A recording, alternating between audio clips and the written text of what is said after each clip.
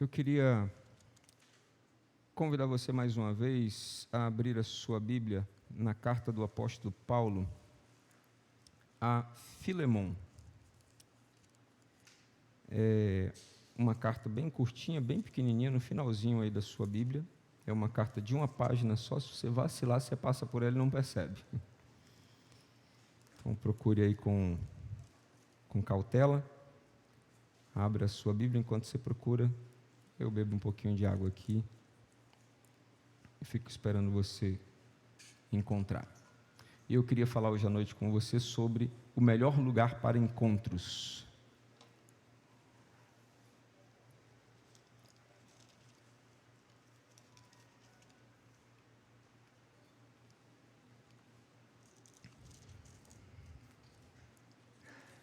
Carta do apóstolo Paulo a Filemon, o melhor lugar para encontros. Está aí entre Hebreus, antes de Hebreus e depois de Tito.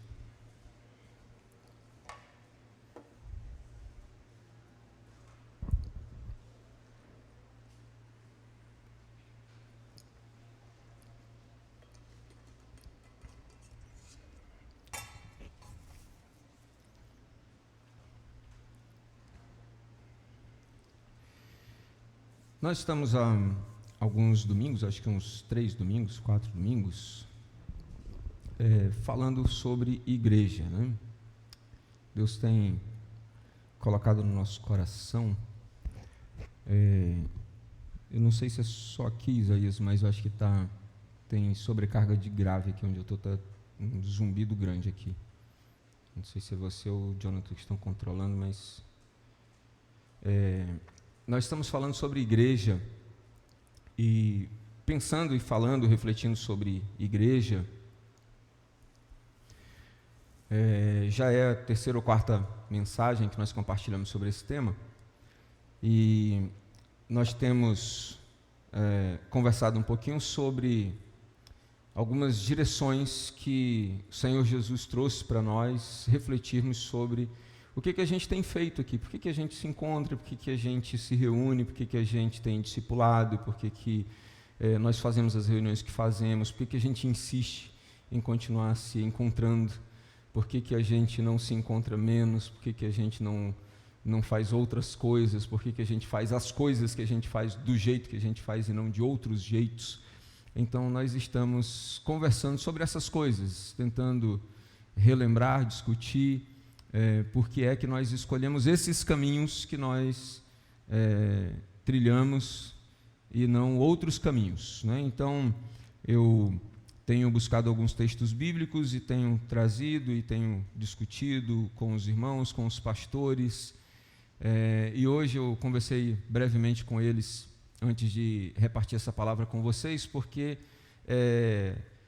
para quem caminha comigo, né, nos últimos anos, e lá se vão 19 anos, né, de caminhadas aqui, de mensagens, e não foram poucas as mensagens, porque durante muitos e muitos anos eu preguei em todos os cultos, nem não foram poucos, então todas as quartas, domingos de manhã, domingos à noite, sábados eu estava aqui pregando. Eu não é um hábito repetir mensagens, né? Acho que durante mais de 15 anos eu não repeti, acho que nenhuma mensagem. No dia que eu repeti uma mensagem por alguma razão específica, eu avisei que estava repetindo e por que estava repetindo.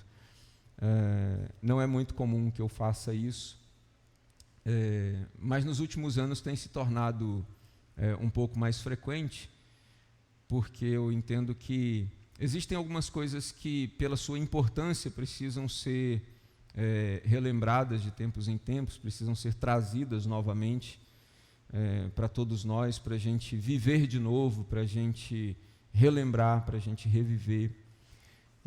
E essa mensagem que eu trago hoje para vocês é uma mensagem que eu já preguei aqui na igreja no ano de 2018. Há uma possibilidade de eu ter compartilhado pequenos pedaços dela, pequenos fragmentos dela ao longo da pandemia, mas a mensagem inteira eu preguei no ano de 2018. e então eu estou trazendo novamente essa mensagem. Reparti essa palavra também com os irmãos da Igreja Batista Moriá no retiro. Eles estavam fazendo um retiro do carnaval esse ano. Nós não tivemos retiro, nós tivemos outras atividades, e eles estavam discutindo uma temática sobre comunhão, sobre unidade, sobre ser igreja, e dentro da temática deles era muito apropriado, e então eu reparti essa palavra com eles, e eles me deram um retorno, me deram um feedback de que foi muito abençoador, e eu, dentro disso tudo que nós temos conversado sobre igreja, quero repartir mais uma vez com vocês. Essa mensagem não é exatamente nos mesmos moldes da mensagem que eu trouxe, mas é o mesmo texto, com as mesmas estruturas, para a gente discutir um pouquinho, para a gente pensar, para a gente refletir sobre o que é a Igreja do Senhor Jesus na prática, né? Então, não é um texto teórico, é um texto prático, é um acontecimento da igreja, e é um problema da igreja, é uma situação, é um estudo de caso da Igreja do Senhor Jesus, é uma carta que revela um problema da igreja, e como foi que Paulo resolveu esse problema da igreja.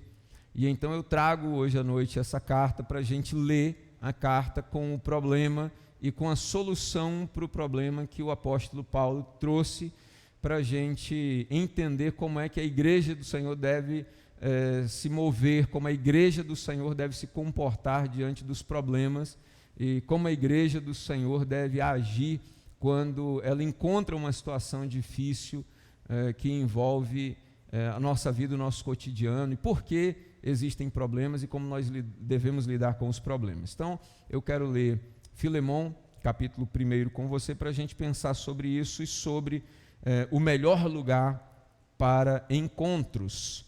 Filemon só tem um capítulo, porque é uma carta curtinha, que está distribuída em 25 versículos, e a carta diz o seguinte: Paulo, prisioneiro de Cristo Jesus, e o irmão Timóteo, a você, Filemon, nosso amado cooperador, a irmã Áfia, a Arquipo, nosso companheiro de lutas, e a igreja que se reúne com você em sua casa. A vocês, graça e paz da parte de Deus nosso Pai e do nosso Senhor Jesus Cristo.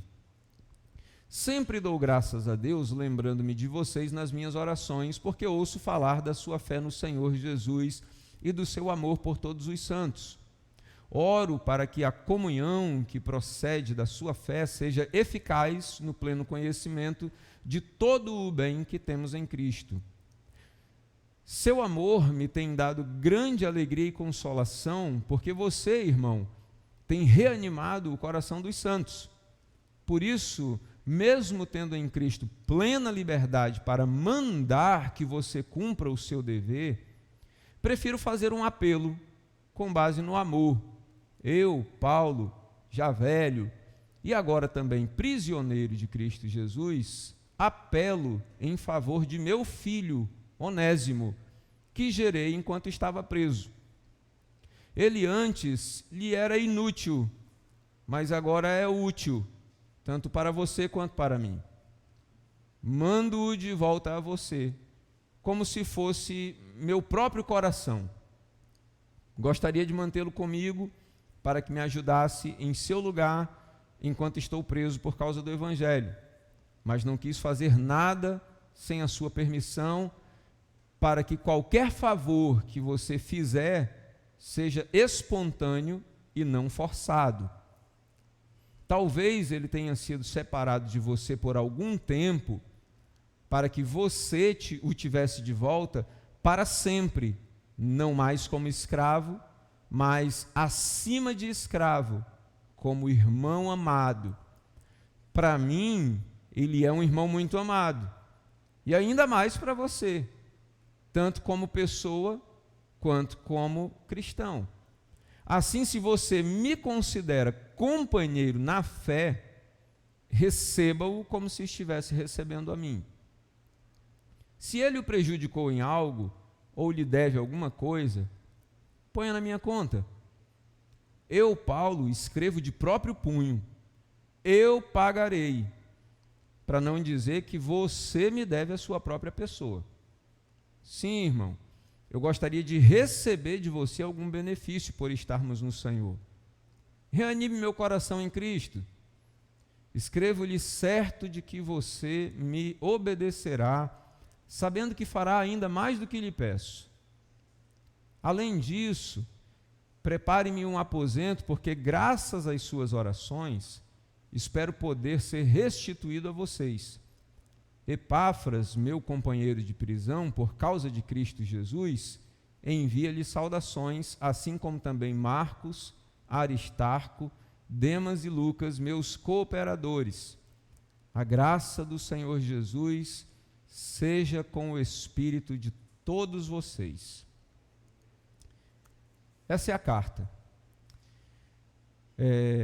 A Bíblia é um livro de muita espiritualidade, e há momentos em que a gente chora muito, há momentos em que a gente fica chateado, há momentos em que a gente fica reflexivo, há momentos em que a gente fica triste, mas tem momentos que a gente se diverte muito. A carta de Filemão é uma dessas para a gente ler e passar o dia rindo, porque é muito engraçado. É uma situação muito engraçada, sobretudo quando a gente não está passando por uma situação como essa que está sendo contada aqui. A situação toda é uma situação muito aventureira, né? É uma dessas coisas que só, talvez, num dos melhores contos de fadas para a gente pensar, para a gente idealizar uma história tão bem construída quanto essa.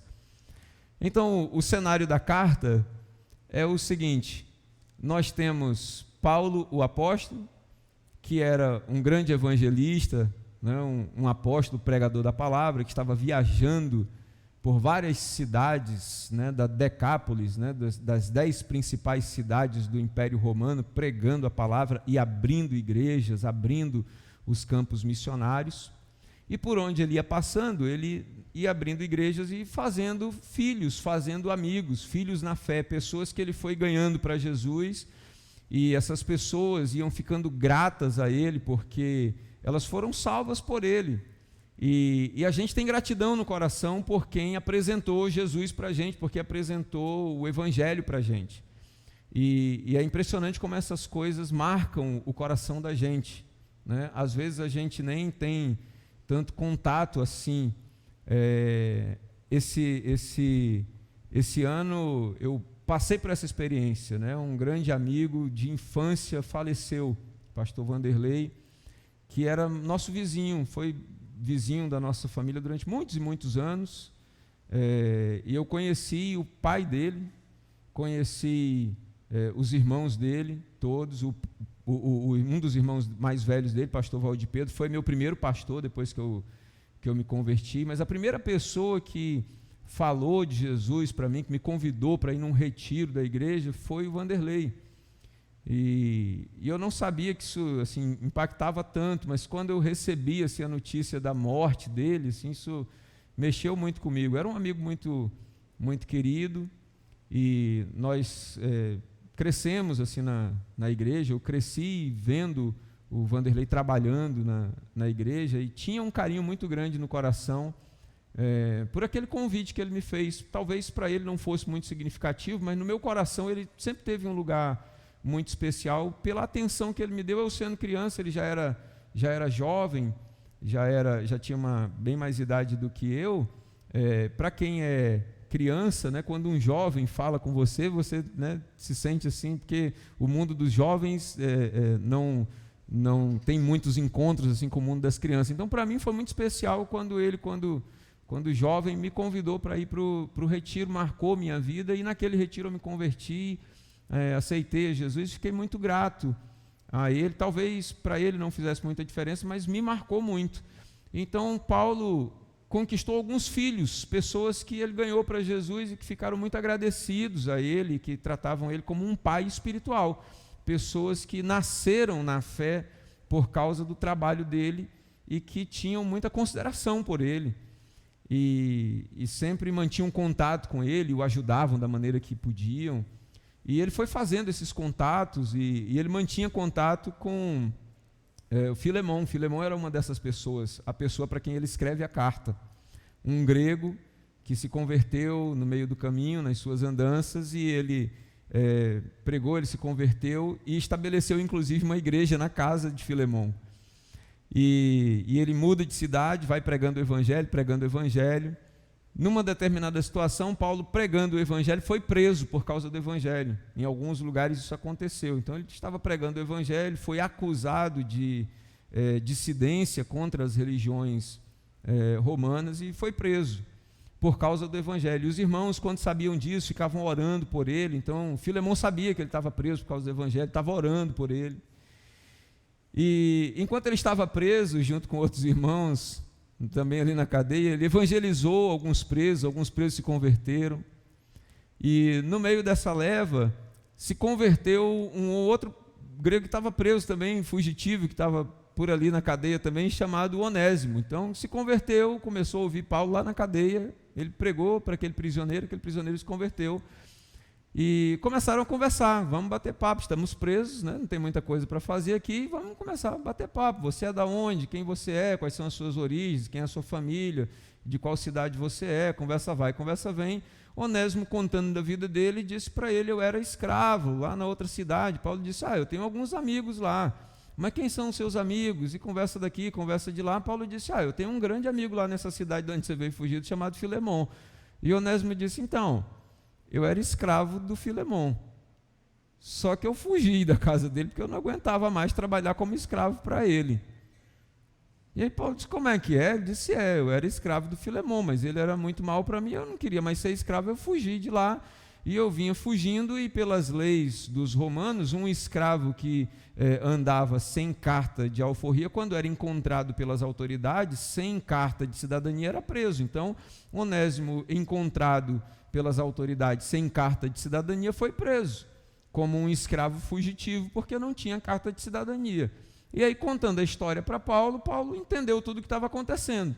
E aí agora, Paulo estava diante de um problema, porque Paulo sabia quem era Filemon, Paulo sabia quem era Onésimo, Paulo ganhou Filemon para Jesus e agora Paulo ganhou Onésimo para Jesus. Ele conhecia os dois agora eram crentes, eram filhos dele na fé, ele conhecia os dois estavam brigados e ele não podia permitir aquela situação. E aí o que Paulo faz? Paulo escreve uma carta para Filemon no dia da soltura de Onésimo, para mandar Onésimo de volta para Filemon. Onésimo é solto da prisão e de presente Paulo diz para ele: você está livre agora, você é livre, Cristo libertou você, amém? Amém. Ele disse: então agora você vai voltar lá para o seu dono. Como é que é? Porque em Cristo Jesus a gente não deixa nenhuma pendência para trás. Quando a gente entra em Cristo Jesus, a gente resolve as nossas tretas todas. Porque na cabeça de Onésimo é assim: se eu tenho um problema e agora Cristo me libertou, eu vou fugir o mais longe que eu puder do problema. Paulo disse: negativo. Você está em Cristo, Cristo te libertou do problema, agora você vai voltar lá e vai resolver. E eu vou escrever uma carta e eu vou te ajudar a resolver o seu problema. E Paulo escreve a carta que a gente acabou de ler para Filemon. E a carta é muito engraçada, porque Paulo começa elogiando Filemon, né? E ele fala: Filemon, que saudade de você. Eu sei que você é daqueles caras bons assim que a gente tem saudade, né? A graça e a paz, né? Eu dou sempre graças a Deus quando eu me lembro de você nas minhas orações, porque eu só ouço falar coisa boa de você, do seu amor, do seu empenho na obra, né? De como você tem ajudado todo mundo. E ele elogia Filemon, ele diz: então, eu estou mandando essa carta junto com Onésimo porque eu quero que você receba ele não mais como escravo, mas agora como irmão em Cristo. E eu fico imaginando a cara de Filemon, quando de longe ele foi vendo Onésimo voltando com o rabo entre as pernas, chegando de volta para lá depois de ter fugido. E eu fico pensando na surra que ele estava calculando, que ele tinha o direito legal de dar em Onésimo, porque a lei garantia a ele, como dono de escravo, dar uma surra bem dada, em regra, num escravo fujão que era devolvido pela lei.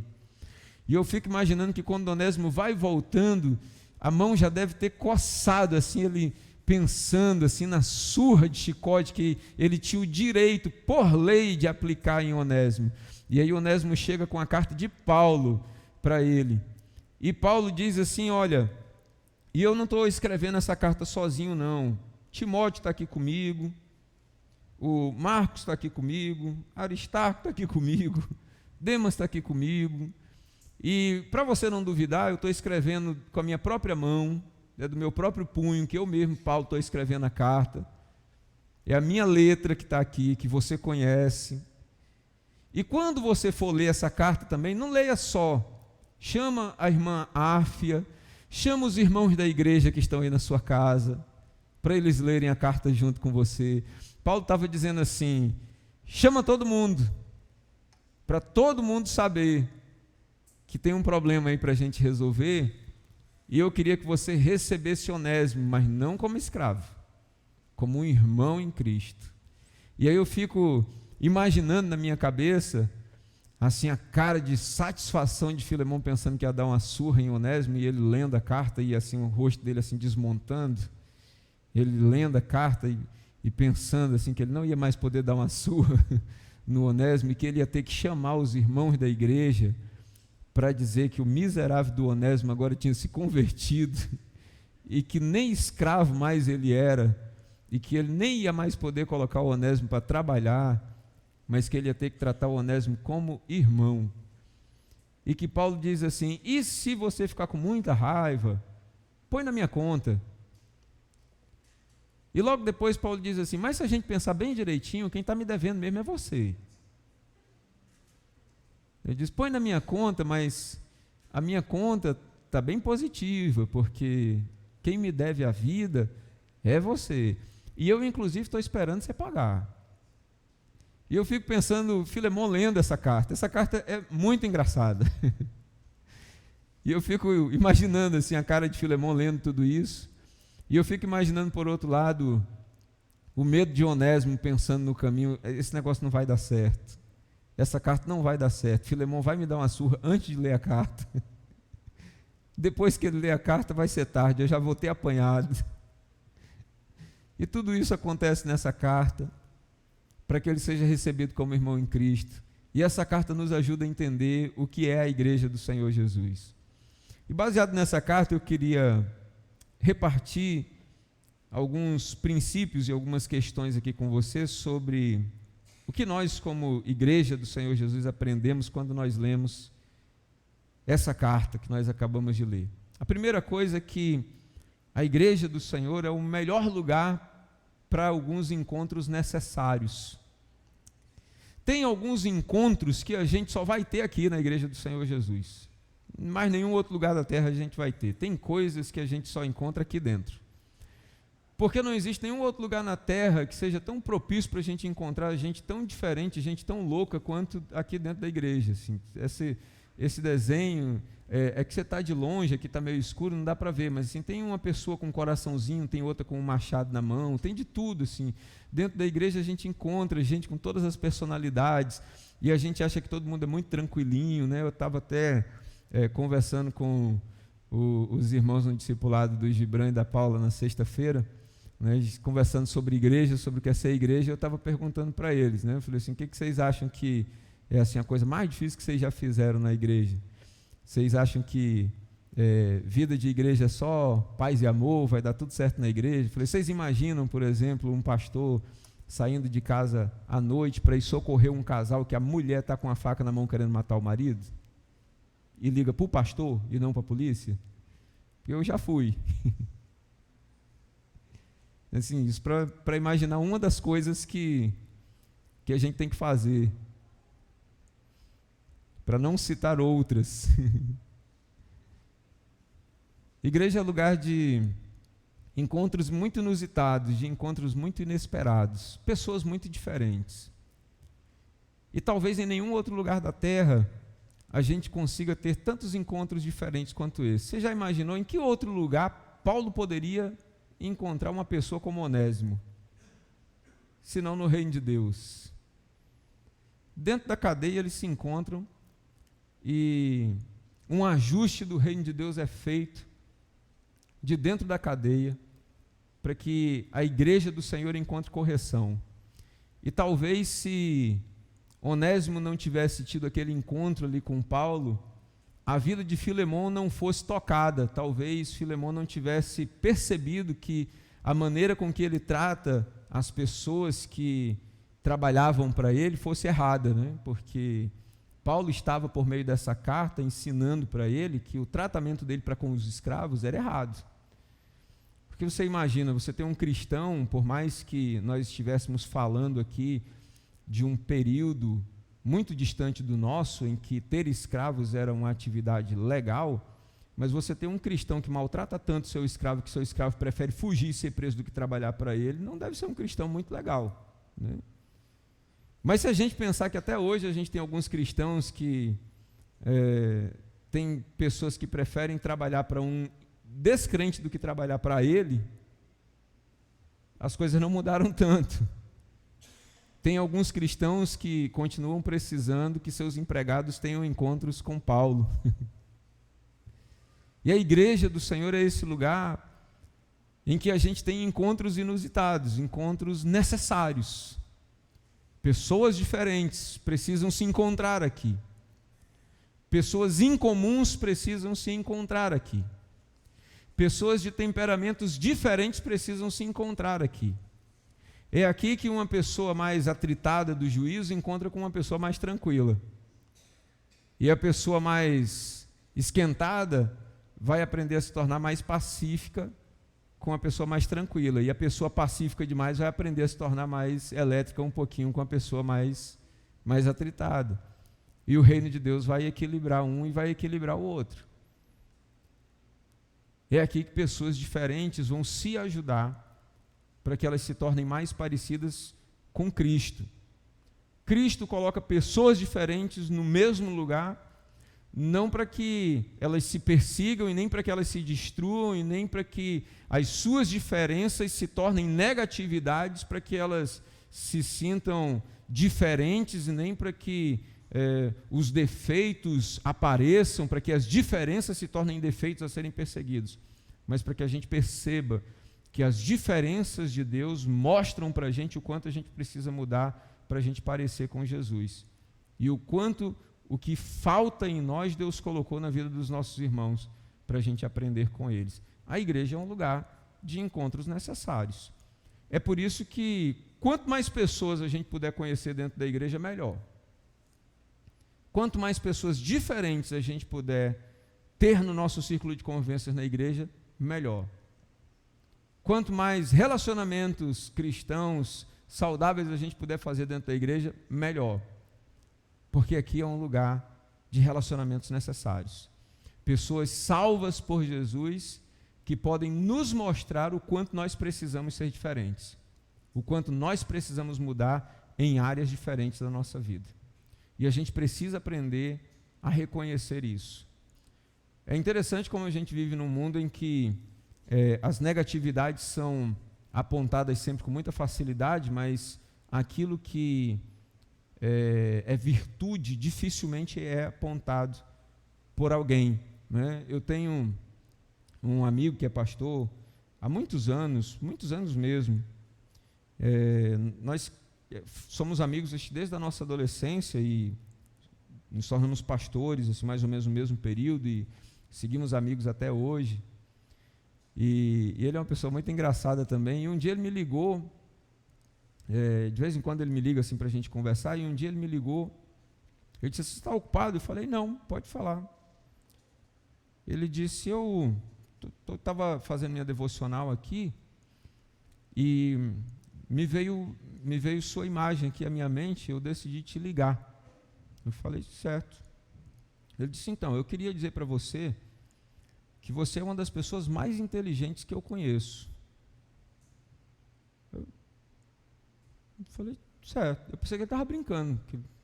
Eu pensei que na sequência ia vir uma piada, né? Porque assim, a gente se conhece há muitos anos, né? Quando alguém fala alguma coisa assim, normalmente na sequência vem uma piada, né? Eu fiquei esperando a piada não veio. Ele disse: e eu inclusive acho que você está meio perdido aqui no Acre, talvez se você estivesse numa outra cidade, num outro grande centro, você estaria sendo melhor utilizado, talvez você fosse um escritor de livros, talvez você estivesse numa grande igreja, num grande ministério, talvez você fosse um grande conferencista, um grande palestrante, e você é uma pessoa muito talentosa, que pode fazer coisas diferentes, em áreas diferentes, porque você é muito isso, muito aquilo, muito aquilo. Ele ficou assim alguns minutos no telefone falando assim, só coisas boas sobre mim. E eu fiquei assim, eu sempre esperava que depois que ele falasse assim, viesse a piada depois, e a piada não veio. Eu fiquei assim, achando aquilo assim, muito estranho. Ele ficou falando assim, só as coisas boas. E aí, quando ele terminou, ele disse assim: e talvez você esteja pensando que eu vou fazer alguma piada, mas eu não vou. Eu só estou ligando para você porque a gente sempre perde tempo falando das coisas negativas quando as coisas negativas acontecem, mas a gente nunca tira um tempo da nossa vida para falar sobre as coisas positivas. E hoje, nesse momento, enquanto eu estava orando, eu me dei conta que eu nunca falei para você sobre as coisas positivas que eu vejo quando eu olho para você, para a sua vida, para a sua família, para o seu ministério. Então, eu estou te ligando para falar sobre todas as coisas positivas que eu vejo em você. Eu fiquei profundamente emocionado com as coisas que ele me falou naquele dia. Não só pelas coisas, mas por aquele momento, porque de fato eu nunca tinha recebido uma ligação como aquelas. Assim, eu acho que a única outra lembrança que eu tenho, assim, que eu fiquei, assim, talvez o mais perto que eu fiquei, assim, desconcertado daquilo foi uma outra situação. Eu era seminarista numa igreja pequenininha lá no Rio de Janeiro, e no dia que eu estava me despedindo da igreja para voltar, para vir embora aqui para o Acre, o meu pastor lá fez um negócio que eu também nunca tinha visto. O pastor Edinaldo, ele fez uma despedida, né, me agradeceu assim publicamente para a igreja e tal, e eu sempre fui assim muito tímido, estava muito na minha, então eu agradeci, né, fiquei assim e tal, baixei a cabeça, fiquei sentado lá na minha. Aí ele me chamou lá na frente, tal, fizeram uma oração e eu agradeci, já ia me sentar. Ele disse: não, pode ficar aqui. Aí eu fiquei em pé assim na frente da igreja. Aí ele disse: e agora, qualquer irmão, se tiver alguma coisa para falar para o Rogério, ele está aqui. E eu nunca tinha passado por uma situação daquela, e os irmãos começaram a levantar de um por um e começaram a falar de situações que eles tinham vivido comigo, que eles tinham gostado, que tinha sido importante para eles. Eu nunca tinha visto aquilo. E assim, aquilo foi muito impactante para mim, assim, eu fiquei muito sem graça, mas essas coisas marcam muito assim a vida da gente, e a gente precisa desse tipo de encontro na vida. A gente precisa de pessoas e de encontros e de situações na igreja, no reino de Deus, de gente que olhe para a gente e que aponte em nós aquilo que de Cristo tem em nós, que é bom a gente cultivar. Assim como é bom a gente aprender a olhar para as pessoas que estão perto de nós, nos relacionamentos cristãos saudáveis, para a gente ver o que de Cristo tem nessas pessoas para a gente copiar. A gente precisa aprender a olhar para as coisas positivas. É por isso que a gente precisa fazer o maior número de relacionamentos saudáveis possíveis dentro da igreja, porque a igreja é um lugar de encontros necessários. A segunda coisa que esse texto nos ensina é que a igreja do Senhor é um lugar de vínculos familiares. Vínculos familiares do ponto de vista de Deus. Veja que quando Paulo fala com Filemon, ele fala como quem fala a um filho. E ele fala com Filemon com autoridade de pai. Ele fala sobre Onésimo como um filho gerado no Senhor. Assim como quando ele fala sobre Timóteo, também nas cartas de Timóteo, ele fala sobre um filho gerado no Senhor. Assim sobre quando ele fala nas cartas de Coríntios, que nós temos muitos líderes, mas nós não temos muitos pais, dizendo da falta e da necessidade que nós temos de ter pais espirituais. Nós temos necessidade de ter vinculações familiares, espirituais, pessoas a quem nós possamos nos vincular para ser família de Deus, porque a igreja é um lugar de ser família. O que é exatamente que isso quer dizer? Isso quer dizer que aqui é um lugar de nós sermos curados em todos os aspectos. Então aqui é um lugar de nós chegarmos e de nós encontrarmos um homem mais velho e de nós o procurarmos para ser uma referência de pai. Aqui é um lugar de nós encontrarmos uma mulher mais velha, mais madura, e nós a procurarmos para ser uma referência de mãe. Aqui é um lugar de nós encontrarmos pessoas da nossa faixa etária e de nós caminharmos com eles como referências de irmãos e de irmãs. Aqui é um lugar de nós acolhermos as pessoas mais jovens que vão chegando como filhos e filhas espirituais, irmos cuidando deles e ensinando para eles aquilo que fomos aprendendo quando nós fomos chegando, quando fomos acolhidos por aqueles que foram nossos pais. E como isso é saudável para nós em todas as etapas da nossa vida. E não pense você que isso tem a ver com formação, que isso tem a ver com posição, porque quando eu assumi o ministério aqui, eu era ainda muito jovem, e eu lembro que uma das coisas que eu discerni de Deus e que eu recebi como orientação foi, eu estava orando um dia com um pastor amigo meu, e ele disse diretamente para mim, ele disse: Deus colocou uma coisa no meu coração, procure uma família da sua igreja e peça a eles para adotarem você como seus pais. E aquela palavra entrou no meu coração. E eu, naquele momento, procurei o seu Albério e a irmã Marlene para conversar. Conversei com eles, pedi que eles se tornassem como meus pais espirituais. Cuidei deles tanto quanto pude. Tive e terei sempre muito carinho por eles no meu coração. Sou imensamente grato. Fui pastor deles, cuidei e ensinei. Talvez, se eles pudessem falar, diriam que aprenderam muito mais do que ensinaram, mas como foi bom para mim ter a cobertura deles como pais sobre a minha vida durante aquele período em que eu era já pastor, mas era ainda solteiro, como eles me protegeram, como cuidaram de mim, quando estiveram comigo em muitos aconselhamentos, como caminharam comigo, como guardaram a minha vida, porque uma igreja é uma família que cuida, que protege, e Paulo fala sobre isso. Onésimo era um escravo, perdido, que foi salvo, que não tinha ninguém por ele. Um escravo era alguém que era literalmente apartado da família. Talvez ele tivesse mãe, pai, irmãos vivos, mas ele não os conhecia.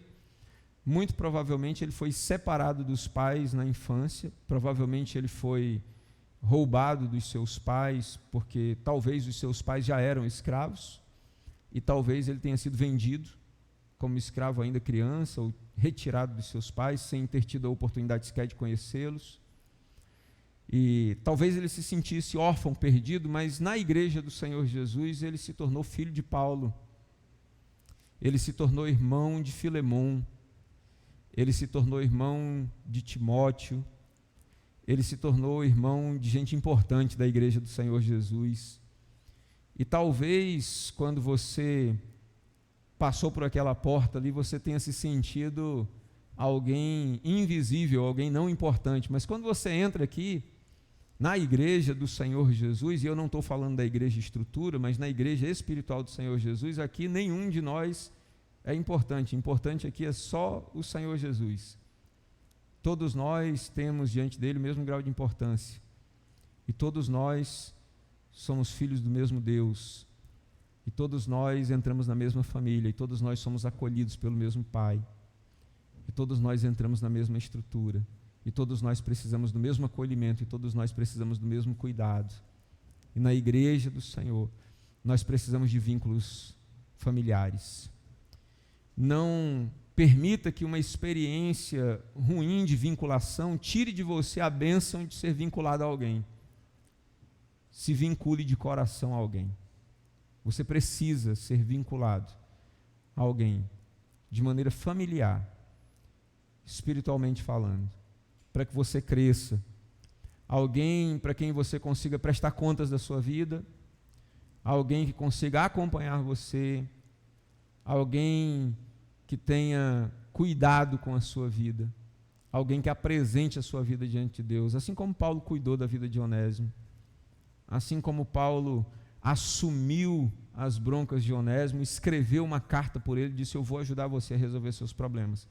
Paulo podia ter dito para Onésimo: filhão, esse é o problema aí com o Filemão, um problema seu, você resolve com ele, ou você vê o que você faz, você foge. Ou ele até poderia ter dito: você vai ter que voltar lá para resolver, mas você volta e se vira. Ele poderia ter dito: o problema é seu, você vê como você resolve, mas ele disse: eu vou entrar junto com você. Eu vou ver o que eu faço para resolver junto com você. Eu vou mandar uma carta em meu nome, com a minha letra, eu vou colocar a igreja do Senhor junto, os irmãos vão participar juntos, porque isso é família. Quando nós entendemos que nós somos família, nós entramos juntos. Nós precisamos de vinculação familiar. Igreja é vinculação familiar. Lendo essa carta, a gente aprende que a gente precisa de vinculação familiar. Terceira coisa que a gente aprende lendo essa carta é que igreja é lugar de resolução de problemas por causa da abundância da graça. Igreja tem muito problema, igreja tem muito nó para desatar, né? E há alguns nós que são muito difíceis de desatar, mais do que outros. Tem uns que são mais fáceis, a gente dá um jeito, são mais rápidos, tem outros que são mais difíceis, mas igreja é lugar de desatar nó. O nó de Onésimo não era um nó muito fácil de desatar, então imagina, ele estava preso, ele precisava ser solto, depois de solto ele precisava voltar para a sua cidade. Então Paulo precisou usar da sua influência política para conseguir devolver Onésimo para a sua cidade sem ser preso de novo, porque se ele fosse pego no próximo posto policial, ele podia ser preso novamente, mas Paulo tinha influência para conseguir mantê-lo livre para chegar em casa. Paulo precisou escrever uma carta, Paulo precisou envolver a igreja, Paulo precisou colocar a sua influência em jogo para que o problema de Onésimo fosse resolvido. E o problema de Onésimo foi resolvido, porque Paulo se colocou junto com a igreja do Senhor no meio de todo aquele bolo. Existem coisas que são difíceis de resolver quando a gente está sozinho. Quando a gente chama um irmão para sentar com a gente, para ouvir, quando a gente chama uma irmã para sentar com a gente, para ouvir, para discutir, às vezes esse irmão ou essa irmã recebe de Deus uma iluminação, uma direção, uma palavra de sabedoria, uma palavra de conhecimento e dá uma direção que a gente não conseguia enxergar. E às vezes, mais pessoas instruídas e iluminadas por Deus conseguem desatar nós que a gente acha impossíveis de serem desatados. É por isso que na igreja do Senhor a gente não pode andar sozinho. Mais uma vez, eu faço com você a analogia, né, de brincadeira. Jesus não deixou os discípulos andarem sozinhos nem para ir buscar o jumento, né? No dia que era para ir buscar o jumento, ele disse, vai dois, que é para não correr o risco de você fazer nada errado, não se perder, não fazer bobagem, vai dois, para não dar nada errado. Era uma tarefa simples, né? O que pode dar errado? Era só para pegar o jumento, ele já estava amarrado, era só pegar ele pela corda e trazer, mas vai dois, porque sozinho pode dar alguma coisa errada. Então, nem para buscar o jumento você é confiável sozinho, vai com mais alguém. Então, imagina para dar conta dos problemas da vida. A gente não consegue dar conta dos problemas da nossa vida sozinho. A gente precisa da igreja, a gente precisa dos irmãos, a gente precisa da abundância da graça de Deus para conseguir resolver os problemas da igreja. E por que a gente precisa da abundância da graça? Porque a abundância da graça, e o que eu estou chamando de abundância da graça?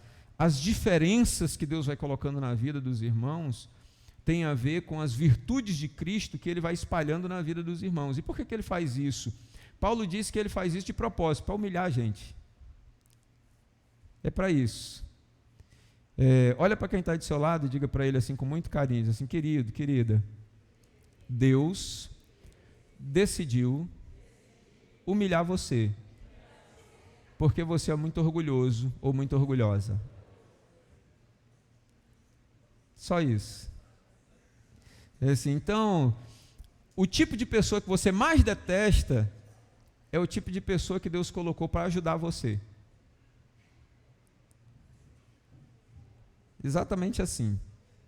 Sabe aquele tipo de pessoa que quando você olha, você fala assim, não fui com a cara? É nessa pessoa que Deus coloca aquilo que você precisa. E quem está dizendo isso é Paulo, não sou eu. Paulo disse, Deus escolheu as coisas loucas do mundo para confundir as sábias, e Deus escolheu as que não são para reduzir a pó as que pensam que são. Foi Paulo que disse isso, não fui eu. Só para humilhar. Deus decidiu colocar na vida dos nossos irmãos aquilo que falta em nós, para a gente perceber que a gente precisa uns dos outros.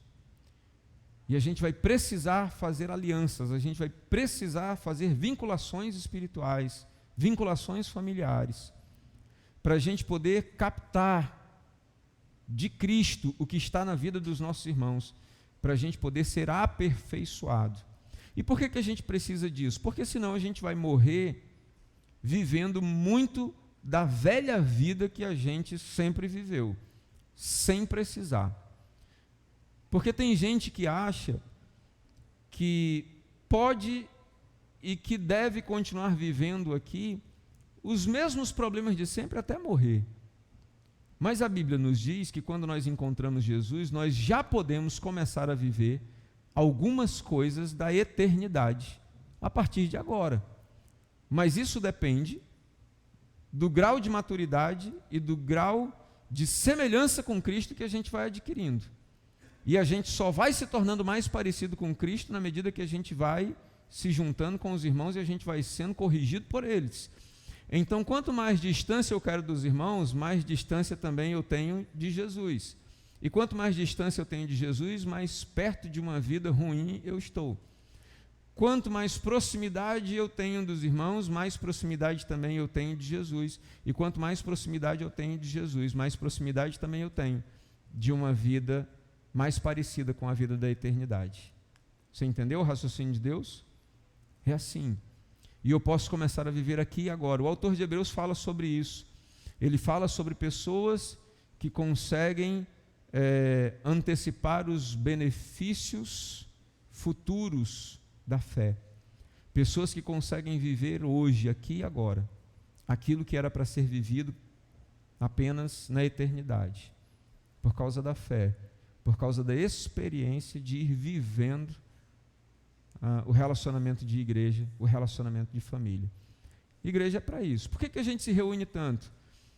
Por causa do nosso desejo de conviver, de conhecer, de aprender com os irmãos, de ter relacionamento, de ter vinculação, de ser família, para ver se a gente consegue aprender com os irmãos, para ver se a gente consegue ter vivência com os irmãos, para ver se a gente vai sendo melhorado, aperfeiçoado, para ver se a gente vai parecendo mais com Jesus, para ver se a gente vai conseguindo viver hoje, aqui, agora já, as coisas da vida da eternidade, para ver se a gente vai deixando de viver as desgraças dessa vida miserável que a gente sempre viveu a vida toda.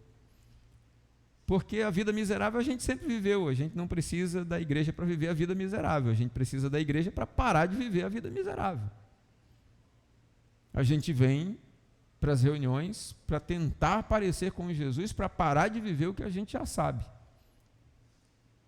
Por isso que a gente se reúne tanto, por isso que a gente faz discipulado, por isso que a gente continua lendo a Bíblia, por isso que a gente continua orando, por isso que a gente continua chorando, por isso que a gente continua jejuando, por isso que a gente continua lutando, na esperança e na expectativa de ir mudando o nosso interior, ficando mais parecido com Jesus, para ir mudando a nossa vida, para ir vivendo hoje, aqui, agora, as coisas da eternidade.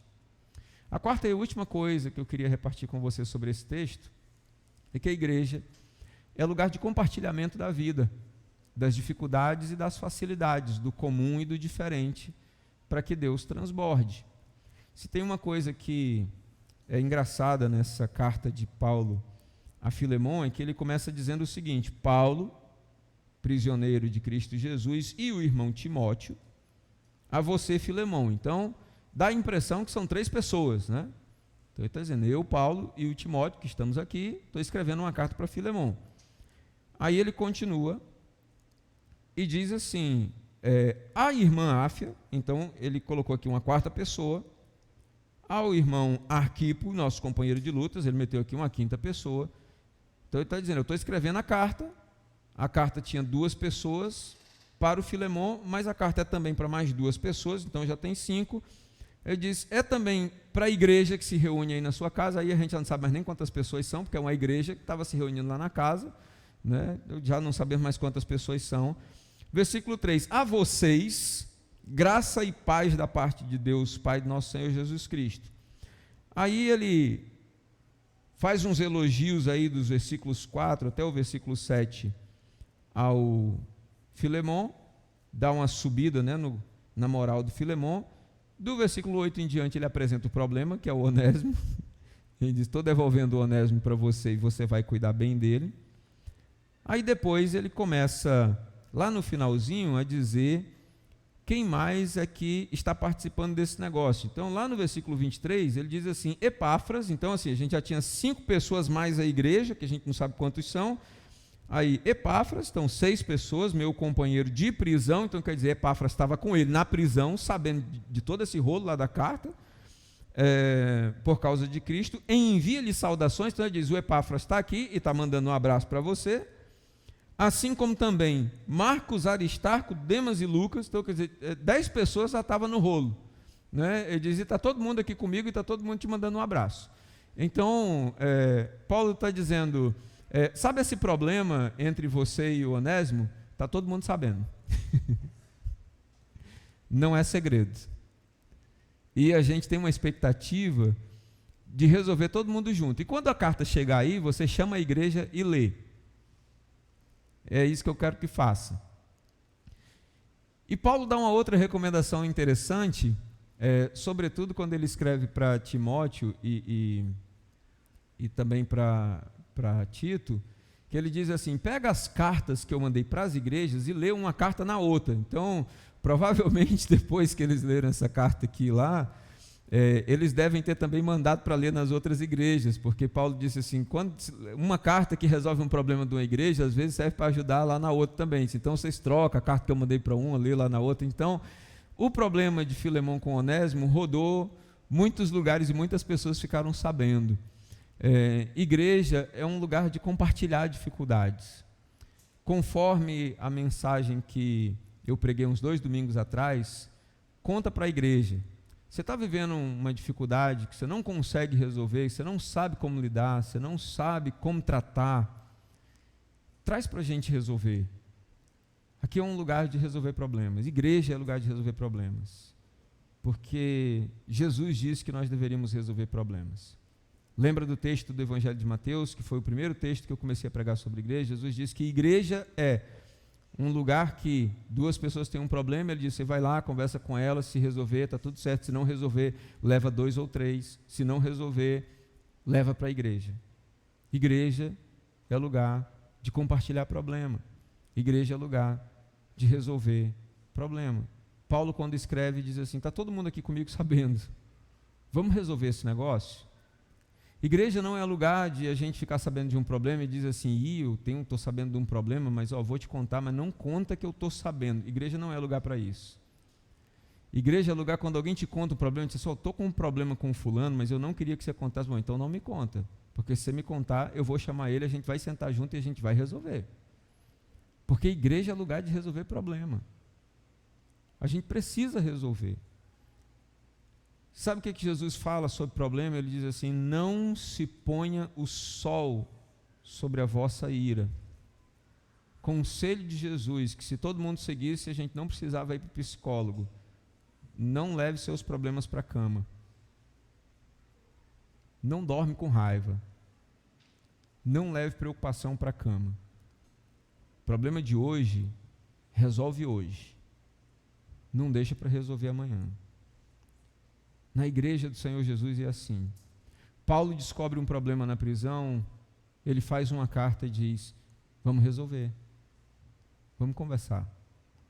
Talvez Onésimo tenha dito: não é fácil resolver. Ele diz: tranquilo, vamos conversar. Talvez Onésimo tenha dito: eu tenho medo de apanhar. Ele diz: vamos chamar os irmãos, vamos resolver. Talvez Onésimo tenha dito: sozinho eu não tenho coragem de conversar. Paulo disse: então vamos chamar os irmãos, vamos resolver. A gente conversa, conversando a gente se entende. Igreja é lugar de resolver problema. Igreja não é lugar de cofres, igreja não é lugar de trancar sentimentos, igreja não é lugar de trancar problemas dentro do coração e morrer sufocado com eles. Igreja é lugar de compartilhar e resolver problemas. Amém? É assim que Paulo nos mostra como é que resolve problemas. Quando você estiver precisando sorrir um pouquinho, lê a carta de Filemão. É uma carta muito engraçada. e mostra para a gente como é que a igreja do Senhor se comporta em relação aos problemas. Quando você estiver precisando de ajuda para resolver seus problemas, vem para cá. Mesmo que a gente não saiba como resolver, a gente vai sentar juntos e a gente vai chorar junto, e a gente vai discutir, e a gente vai conversar, e a gente vai orar, e a gente vai chorar, e a gente vai perguntar para Deus como é que a gente resolve. E mesmo que a gente não saiba como resolve, a gente crê que Deus vai dar uma direção para a gente resolver juntos. Amém? Vamos orar? Vamos ficar de pé?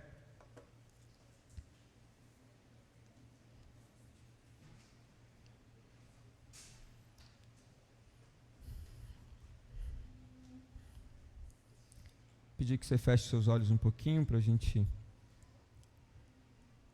orar ao Senhor. Eu queria pedir que você abrisse seu coração, pedisse a Ele para trazer sobre você o sentimento de ser igreja. Diga para Ele: Senhor, eu preciso aprender a ser igreja.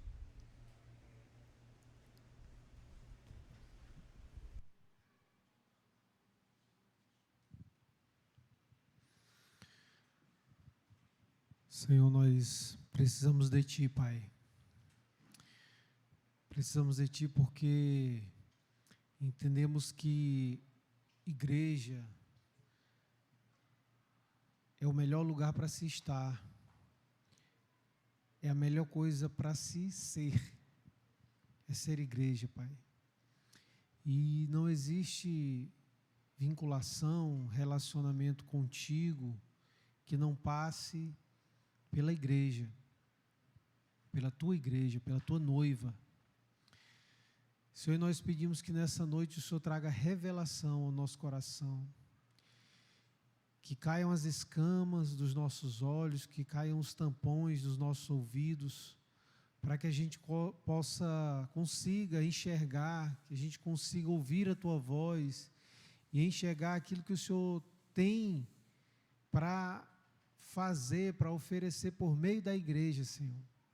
Nos mostra, Pai, o valor e a importância que a igreja tem, que a Tua noiva tem. Abre o nosso entendimento para discernirmos o corpo de Cristo, Senhor. Para discernirmos que ser igreja, Pai, é passar e é viver por tudo isso que acabamos de ouvir. Que igreja é lugar de resolver problemas, de resolver conflitos. Que é na dinâmica do dia a dia da igreja que nós aprendemos a perdoar e a ser perdoados, Senhor. Que ser igreja não tem espaço, não tem como viver igreja e guardar mágoas, guardar rancor, guardar sentimentos, ó Pai. Igreja é lugar de verdade, de sinceridade. Igreja é lugar de crescer junto, como pessoas, como cristãos, ó Pai. Igreja é lugar de falar a verdade, saber falar a verdade, saber ouvir a verdade, Senhor. Igreja é lugar de cura, de restauração. Igreja é lugar onde o escravo se torna irmão. O escravo se torna filho. Igreja é lugar onde o escravo se torna filho do apóstolo. Igreja é lugar de igualdade, Senhor. Igreja é lugar de experimentar a Tua graça e o Teu amor. E nós pedimos ao Senhor que abra o nosso entendimento nessa noite. Meu Deus, tem misericórdia de nós, Senhor. Tem misericórdia de nós, Senhor. Faz destravar isso na nossa mente, Senhor, na nossa vida. Nos faz, Senhor, compreender, Senhor, que venha sobre nós o peso, a compreensão do que é ser igreja e do valor que isso deve ter para a nossa vida, Senhor. Do valor que deve ter isso para a nossa vida, Senhor. Deus, aquele escravo precisou crer. Precisou crer que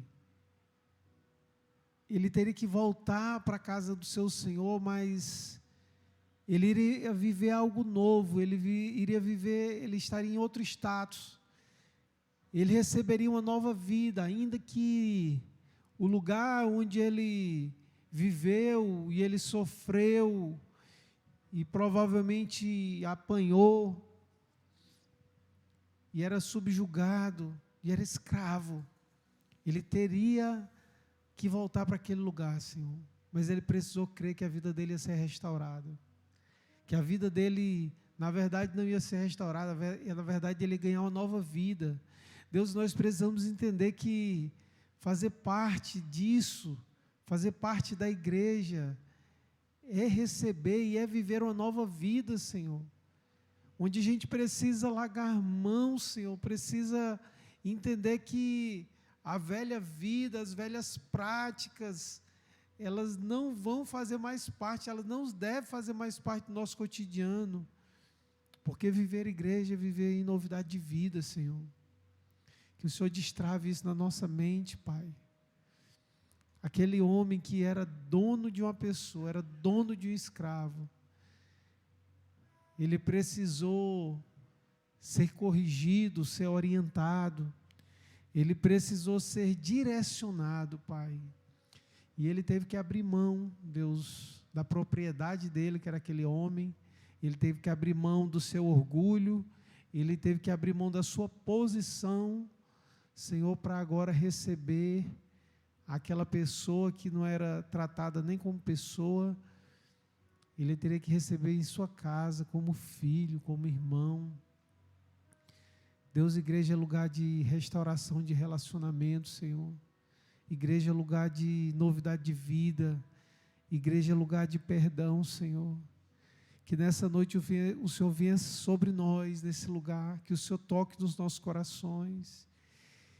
Deus, que o Senhor comece a manifestar graça sobre nós, Pai. E que, se existe, Pai, entre nós esse tipo de coisa, se existem problemas que precisam ser resolvidos, que nessa noite o Senhor toque nos corações, Pai, para que haja restauração, para que o irmão procure o outro e se resolva, e que haja perdão, que haja liberação de perdão, Senhor, que haja restauração no nosso meio. Deus, nós não queremos viver doentes, nós não queremos viver aleijados, nós queremos viver igreja, queremos viver isso na prática, com verdade, Senhor, com verdade, com entendimento, Senhor. Nós queremos entender o porquê a gente vem domingo após domingo aqui para esse lugar, Senhor. A gente precisa entender por que a gente frequenta um discipulado, por que a gente submete a nossa vida a alguém, a uma liderança, por que a gente presta contas. Deus, entender por que a gente ora juntos, por que a gente vem para cá e canta. O porquê que a gente precisa, por que a gente lê a Bíblia, Pai. Que o Senhor destrave isso na nossa mente, Senhor. Nós, enquanto congregação, Pai, enquanto comunidade aqui, Igreja Batista da Floresta, nós pedimos ao Senhor, nós clamamos ao Senhor. Senhor, nos permite ser, nos permite viver igreja, Pai. Nos permite viver igreja no modelo e no padrão que o Senhor quer, no modelo e no padrão do Senhor, e não no padrão que a gente quer, Senhor. É por isso que não dá para viver igreja do jeito que a gente quer, isso não é igreja.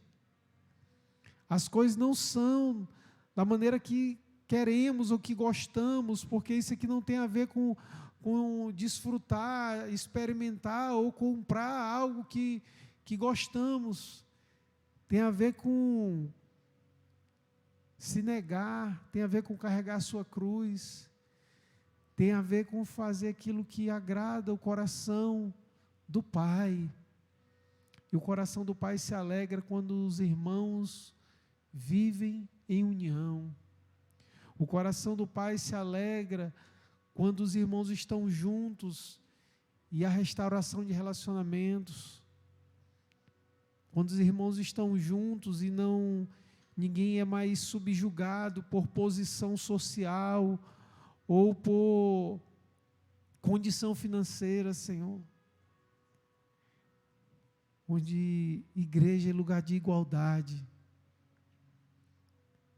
Que o Senhor faça isso no nosso meio, Deus. Nós clamamos porque não queremos viver a vida inteira enganados, achando que estamos vivendo igreja porque participamos de programações de um determinado segmento religioso.